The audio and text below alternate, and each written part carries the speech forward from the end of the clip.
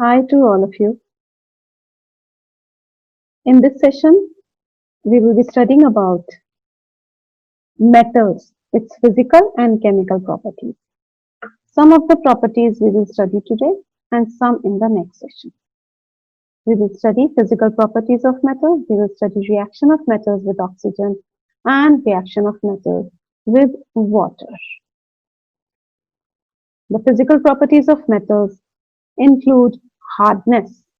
Metals are hard except sodium and potassium. These sodium and potassium metals, they can be cut with a knife. They are so soft. Metals have high melting point and boiling point. Iron, copper, etc. All of these have high melting point and boiling point.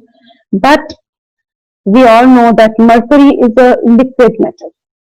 And gallium and cesium, they have got less melting point. You just keep it on your palm and it will melt. So metals have metallic luster. They have a shining surface. Metals are good conductors of heat. Thus, they are used as boilers and used for making cooking vessels. Metals are good conductor of electricity as they have got electrons in their outermost shell. Copper, we all know copper is used in electrical wires. Aluminium is also used in making electrical wires because of this reason. Next is malleability. They can be beaten into sheets. And aluminium foil, we all know. Gold foils are there. There are silver foils to decorate the sweets. Metals are ductile in nature, thus they can be drawn into wires. So electrical wires are made up of metals. Because of this reason only, that they can be drawn into wires and they are good conductors of electricity also. Metals are sonorous in nature. They produce sound on striking. Metals have high density except sodium and potassium. Now these are some information bytes related to metals, like the highest melting point is of tungsten. The best conductor of heat and electricity are copper and silver. The most malleable metals, means which can be beaten into very thin sheets, are silver and gold. Most ductile metals are also silver and gold, means they can be drawn into very thin wires. Silver and gold can be drawn into such thin fibers which appears like thread, and they can be woven into a cloth also. Very soft metals are sodium and potassium, as we have discussed earlier. They can be cut even with a knife. Strategic metals are manganese, titanium, zirconium. Strategic metals are those which are used for defense purposes. Now, metals are electropositive in nature. This is very important point to be noted. They are electropositive in nature because they form positive ions by loss of electrons. They have got one number of electrons or two number of electrons or three number of electrons which can be easily lost so that they can become stable by acquiring an octet.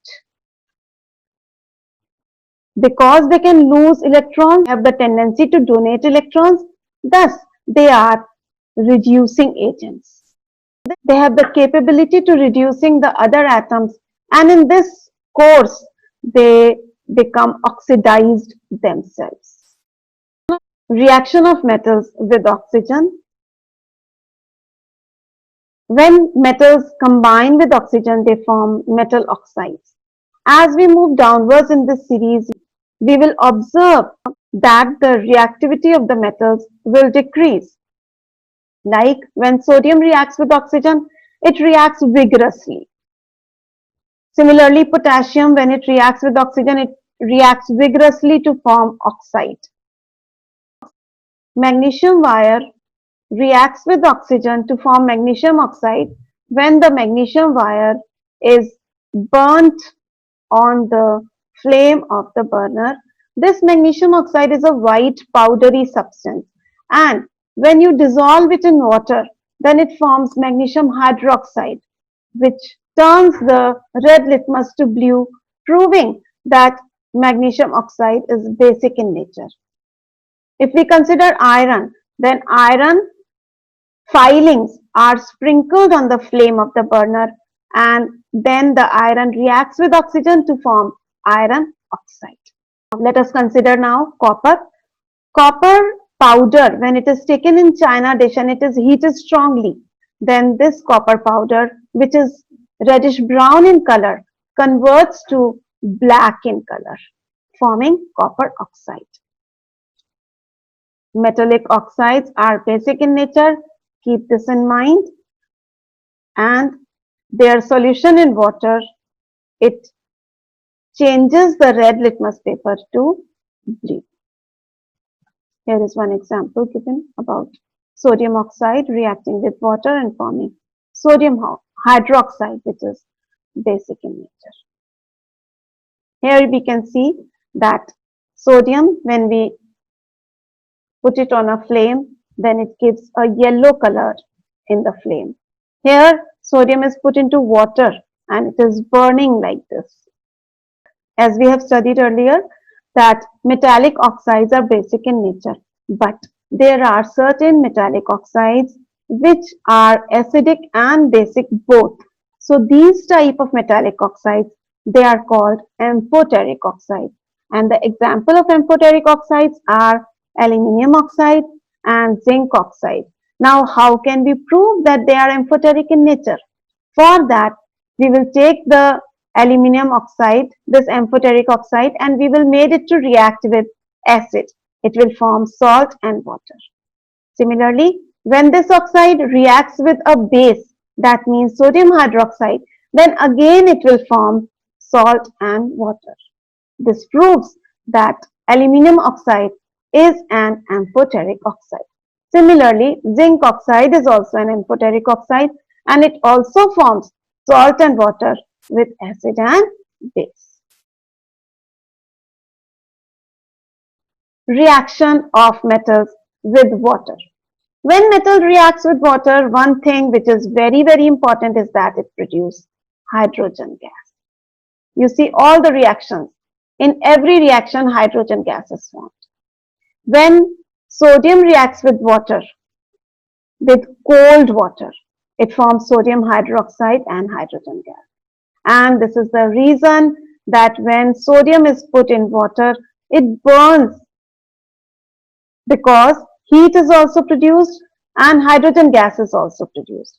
And that heat, it is sufficient for the hydrogen gas to start burning. That heat is sufficient for hydrogen gas to reach its ignition point, ignition temperature, and thus hydrogen starts burning. When calcium is added to cold water, it forms calcium hydroxide and hydrogen gas. When magnesium is added to hot water, then magnesium hydroxide and hydrogen gas is formed. In this reaction, magnesium, it starts floating in hot water, because the magnesium, when it reacts with water, then the bubbles of hydrogen, it sticks to the surface of magnesium, and thus it starts floating on water. The question which can be asked over here is, why magnesium starts floating on water? So the answer you have got. Now here come two equations or two reactions which are very, very important, because in these two reactions, the iron and aluminium metals, they react with steam, and when they react with steam, then they form oxides. They don't form hydroxides over here. So iron oxide and aluminium oxides are formed, and hydrogen gas is formed as in the other reactions, right? Now let's see how these reactions, they take place. What is the experiment by which this particular reactions can take place?